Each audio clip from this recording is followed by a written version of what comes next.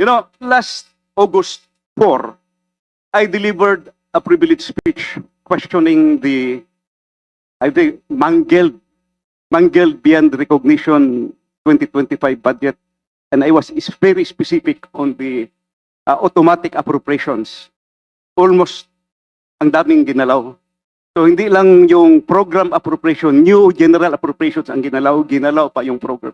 In fact, towards my ending statement, I have said that 2025 budget is the most corrupt budget ever passed in the history of Congress. Sinabi ko yan.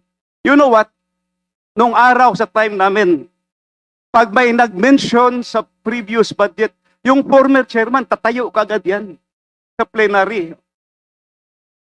Magsasalita, question of privilege, individual and collective privilege, i-explain kung anong nangyari.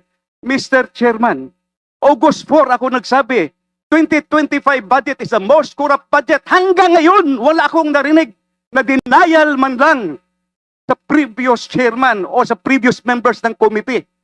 Does this mean na hindi nila kaya i-dispute yung sinabi ko na 2025 budget is the most corrupt budget ever passed in the history of Congress? So I